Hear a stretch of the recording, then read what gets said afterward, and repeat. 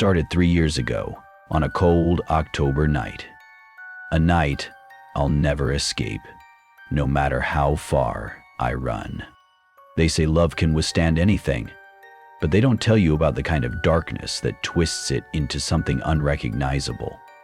That night, I lost her. Or maybe I lost myself. If you're listening this, remember, the ones we trust, the ones we love, can be the very doors that let the darkness in. I learned this the hard way when she looked at me with eyes that weren't hers anymore. And what happened that night wasn't natural. It wasn't human. And it's not over.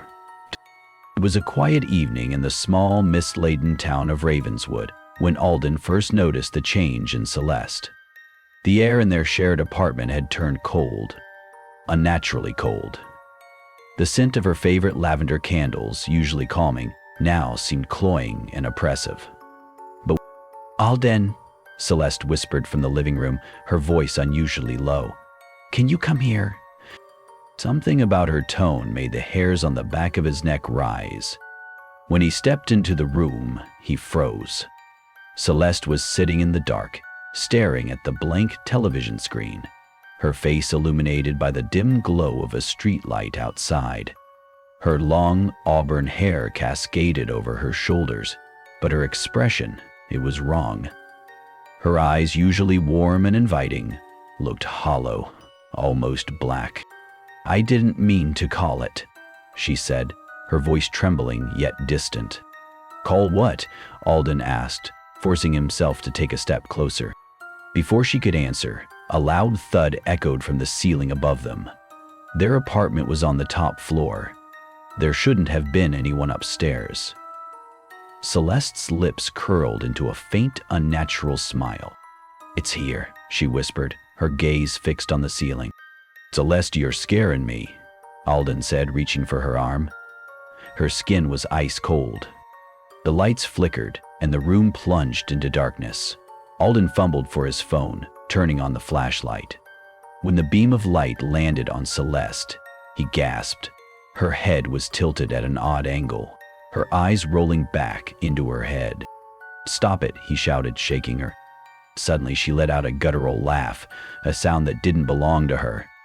She shouldn't have opened the door, a raspy voice said from her lips, one that wasn't hers. Alden stumbled back, his heart pounding. What door? What are you talking about? But Celeste didn't answer. She collapsed onto the couch, unconscious. The next morning, Celeste seemed fine, but Alden couldn't shake the memory of the previous night. She dismissed his concerns with a laugh. You've been watching too many horror movies, she teased, sipping her coffee. It was probably just a nightmare, but Alden knew it wasn't. The way she looked, the voice that spoke, it was too real. He decided to confide in Julian, his best friend. Julian was the logical one, the skeptic who always had an explanation for everything. You're telling me she was possessed? Julian scoffed over a beer at the local pub. Come on, Alden. Maybe she was sleepwalking or something. Alden sighed. I know what I saw, Alden insisted. This wasn't sleepwalking. Julian sighed. Look, just keep an eye on her. If it happens again, we'll figure it out. But don't jump to conclusions. That night, Alden lay awake, watching Celeste as she slept. She looked peaceful, but every now and then, her lips would move as if she were speaking. He leaned in closer, straining to hear. You shouldn't be here, she murmured in her sleep. His blood ran cold. Celeste, he whispered. Her eyes snapped open, wide and unblinking. Get out, she hissed, her voice layered with an echo that didn't belong to her. Her eyes. Alden stumbled out of the bedroom, his heart racing. He grabbed his phone and dialed Julian. Julian, I need your help. Something's wrong with Celeste, he said, his voice trembling. All right, calm down, I'll come over, Julian replied, though his tone was skeptical. When Julian arrived, the apartment was eerily quiet. Celeste was sitting at the kitchen table, staring at a cup of untouched tea, and she looked up. "Celeste?" Julian said cautiously. She looked up at him, her eyes sharp and unfamiliar. "You shouldn't have come," she said in that same chilling, layered voice. Julian glanced at Alden, his bravado faltering. "What's going on here?" Before Alden could answer, the teacup on the table shattered, pieces flying in all directions. Celeste stood abruptly, her movements jerky and unnatural. "You can't save her," the voice said again. "She belongs to us now." The lights flickered, and the temperature in the room plummeted. A shadow began to creep along the walls, twisting and writhing like a living thing. "Run!" Alden shouted, grabbing Julian's arm. As they bolted out of the apartment, they could hear Celeste's laughter echoing behind them, a laugh that didn't sound human.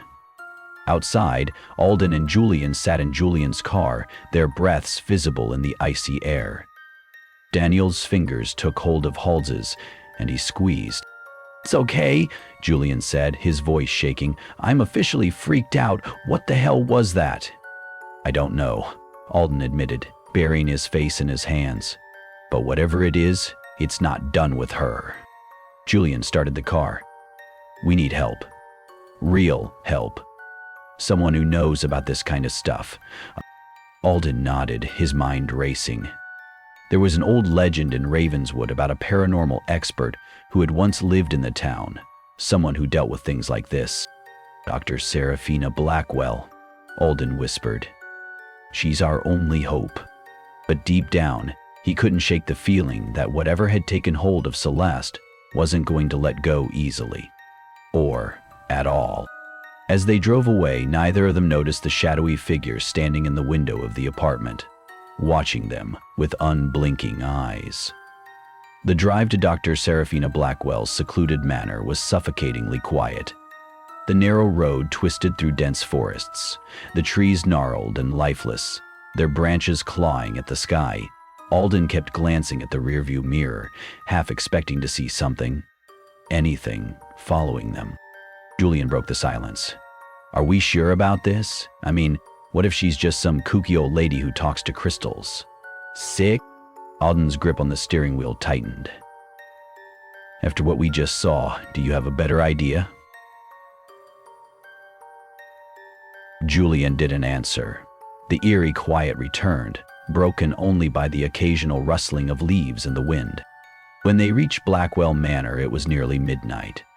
The mansion loomed like a beast in the dark, its Gothic spires piercing the night sky. The faint glow of lanterns flickered in the windows, casting long, distorted shadows. "Wish perfecta." Alden knocked on the heavy oak door, the sound echoing unnaturally. Moments later, the door creaked open to reveal Dr. Seraphina Blackwell, a tall woman with piercing gray eyes and streaks of silver in her dark hair. She seemed to radiate an aura of authority and mystery. "You must be Alden," she said, her voice calm but commanding. "And you've brought a skeptic." Her eyes flicked to Julian. Julian shifted uncomfortably. Yeah. That's me." Dr. Blackwell stepped aside, gesturing for them to enter. The inside of the manor was as unsettling as the exterior, dimly lit with walls adorned with strange symbols and ancient artifacts. "Tell me everything," she said, leading them to a sitting room where a fire crackled in the hearth. Alden recounted everything, the strange voice, the shadowy presence, and the terrifying changes in Celeste. Dr. Blackwell listened intently, her expression grave. "She's not possessed," Dr. Blackwell said finally, her tone somber. "Not in the way most people think. This is something far worse. Something ancient." "What do you mean?" Alden asked, his heart sinking. "She's been claimed by a Shadow Warden," Dr. Blackwell explained. "A powerful entity that feeds on fear and despair. Once it marks someone, it entwines itself with their soul. Separating them," she paused, her eyes darkening, "is almost impossible." "Almost?" Julian pressed. Dr. Blackwell stood and retrieved a dusty book from a nearby shelf. "There's a ritual," she said, flipping through the pages. But it's dangerous. The warden will fight back with everything it has. Alden's resolve hardened. I'll do whatever it takes. Dr. Blackwell studied him for a moment before nodding. Very well, but you must understand, if this fails, Celeste will be lost forever, and so might you. As they prepared for the ritual, Alden's phone buzzed in his pocket. It was a message from Celeste's number. Come home. I miss you. He stared at the screen, his hands trembling. Don't respond, Dr. Blackwell said sharply. It's not her. It's the warden. The ritual required them to return to the apartment, back to the heart of the darkness. When they arrived, the building seemed alive, pulsating with an invisible malevolence. The shadows in the hallway writhed like serpents, and the temperature dropped with every step they took. Dr. Blackwell set up a circle of protection in the living room, using candles, salt, and strange herbs. Stay inside the circle, she instructed Alden and Julian. No matter what happens, do not leave. As they began the ritual, a deep, guttural growl resonated through the apartment. The lights flickered violently, and the walls seemed to ripple. Celeste appeared in the doorway, her eyes glowing with an unnatural light. You shouldn't have come back, she said, her voice layered with echoes of something inhuman. Alden's heart ached at the sight of her. Celeste, I'm here to save you. Alden tried to speak.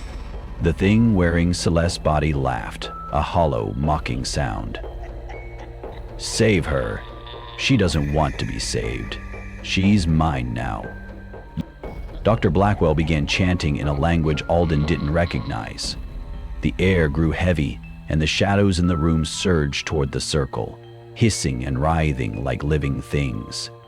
Alden fought back but failed to bring himself to turn and pray, as his soul was crumbling with loss. Celeste, or what had taken her, stepped closer, her movements jerky and unnatural. Her face twisted into a grotesque grin as she stared directly at Alden. Do you remember the lake? She asked, her voice dripping with malice. The night you almost let her drown. Alden's breath caught in his throat. It was a memory he had buried. A night from years ago, when Celeste had slipped into the icy water during a late-night swim. He had hesitated for a split second before diving in to save her, a hesitation that had haunted him ever since. Alden! Alden! Alden shouted in surprise, as if from nowhere. Alden saw his wife fall to the ground. You hesitated, the voice taunted. And now you'll fail her again. The sergeant strode toward the woman. Don't listen to it, Dr. Blackwell shouted, her voice strained. It's trying to break you. The chanting grew louder, and the air became electric. Celeste screamed, her voice a mix of anguish and fury. Suddenly, the warden's true form began to manifest. A towering, grotesque figure with twisted limbs and glowing eyes that radiated malice. Its voice filled the room, a cacophony of whispers and screams. You cannot take what is mine, it roared. Alden felt the circle tremble beneath him. His love for Celeste surged in his chest, overpowering his fear. She doesn't belong to you, he shouted, stepping forward despite Dr. Blackwell's protests. Celeste, if you can hear me, bite it. I'm here. His words cracked a release, but his eyes returned to his counselor, having already forgotten about the damage they'd done to her G's in her. For a moment, the glow in Celeste's eyes flickered. Her lips moved, and Alden thought he heard her whisper his name. The warden howled, its shadowy form lashing out. The circle shattered, and chaos erupted. As the apartment plunged into total darkness, Alden felt a cold, skeletal hand wrap around his wrist. The last thing he heard was Celeste's voice, faint and desperate. Help me. The darkness in the apartment was suffocating. Alden's breath came in short gasps as the skeletal hand gripped his wrist with inhuman strength, dragging him toward the shadowy figure towering over them. Every fiber of his being screamed to run, but he could not move. Alden fought not to cry out in pain, but a sudden mass of pain suddenly mounted in his head. "Alden!" Dr. Blackwell's voice rang out, cutting through the chaos. "Focus on her voice. Fight for her." The warden's laughter filled the room, a symphony of malice. "You think you can save her? She is already mine. But you'll make an excellent addition." Alden struggled, his mind racing. The shadowy tendrils coiled around his legs, pulling him toward the entity. His eyes darted to Celeste, who stood motionless, her face contorted in anguish. Prance there, waiting for whatever hit his blaze, helpless. "Celeste!" he screamed. "You have to fight it. Don't let it take you." Her body twitched, her head jerking unnaturally. For a brief moment, her eyes cleared and her lips trembled. "Alden, I'm sorry," the warden roared, its form shifting into something even more grotesque. Its limbs stretched impossibly long, its jagged mouth splitting open to reveal rows of teeth that dripped with darkness. The apartment walls began to bleed shadows, consuming everything in their path. Dr. Blackwell moved quickly, drawing a symbol on the floor with her own blood. "This is the last chance," she shouted. "Alden, you have to pull her back into the circle. But be warned, the warden will demand a price." "A price?" Alden's voice cracked as the warden's grip tightened around his chest, crushing the air from his lungs. He grabbed Alden's shards from the back of his chair and threw them across the room. "Your soul for hers," Dr. Blackwell screamed, her voice almost drowned out by the entity's howls. "It's the only way." Alden's heart shattered. The weight of her words hung heavy, but he didn't hesitate. "I'll do it," he cried. In the rearview mirror, Stella saw Monstella absorb the cry. "No!" Celeste's voice broke through the chaos, her body convulsing as the warden fought to maintain control. "You can't, Alden. Don't do this. I'm sorry, I must have come out too hard. My heart was beating too fast." "I won't lose you," he shouted, wrenching himself free from the warden's grasp with a strength he didn't know he possessed. He lunged for Celeste, grabbing her arms and pulling her toward the circle. The warden shrieked, its shadowy form exploding outward, sending waves of cold that froze the air around them. Alden's skin burned as the darkness clawed at him, but he held on, dragging Celeste inch by inch. "You think this will save her?" the warden hissed, his voice reverberating through the room. "Even if you succeed, she will never forget what you've done." Alden ignored the voice, his love for Celeste driving him forward. Finally, they crossed the threshold of the circle. Dr. Blackwell chanted louder, the symbols glowing with an intense, blinding light. The warden screamed, its form disintegrating into shards of darkness that dissolved into the air. The room fell silent, the oppressive cold lifting as the entity was banished. Moonlight. For a moment, everything was still. Alden cradled Celeste in his arms, her body trembling. "It's over," he whispered, his voice raw. "You're safe." Celeste looked up at him, her eyes filled with tears. "Alden, what have you done?" He smiled weakly. "I saved you. Let's get this show started." But then he felt it, a deep, searing pain in his chest. He looked down to see black veins spreading across his skin. The warden's laughter echoed faintly in his mind. "No." Dr. Blackwell's voice was filled with despair. "It's taking you. Cut up and be prepared to suffer the persecution." "Alden!" Celeste screamed, clutching his face. "No, don't leave me." She started to calm. She looked up at the stars. She clutched his hair. "Alden," Celeste screamed, clutching his face. "No!" "I made a promise," Alden said, his voice barely audible. "To protect you. Always." The shadows began to consume him, pulling him away from Celeste. Her screams echoed in his ears as his body disintegrated into darkness. Celeste collapsed onto the floor, sobbing uncontrollably. The light from the circle faded, and the apartment was eerily silent once more. Dr. Blackwell knelt beside her, her expression grim.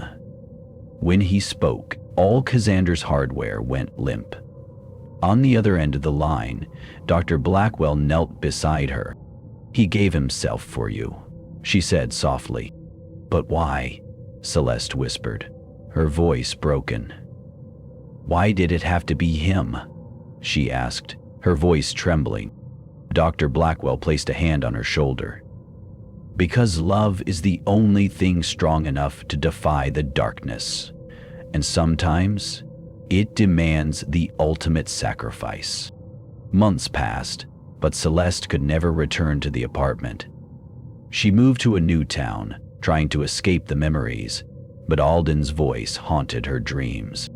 One night, as she sat alone in her new home, she felt a familiar chill in the air. The lights flickered, and her breath turned visible in the sudden cold. "Celeste," a voice whispered, soft and mournful. Her heart stopped. She turned slowly, her eyes wide with fear and hope. In the corner of the room, a shadow stood, its form vaguely human. "Alden?" she whispered, tears streaming down her face. The shadow didn't respond. It lingered for a moment, then disappeared, leaving her in darkness. Celeste sank to the floor, clutching her chest as a sob tore through her. He was gone, but not completely. He had kept his promise to protect her, even in death. And in the silence that followed, she heard it. A faint, heart-wrenching whisper. "Love you."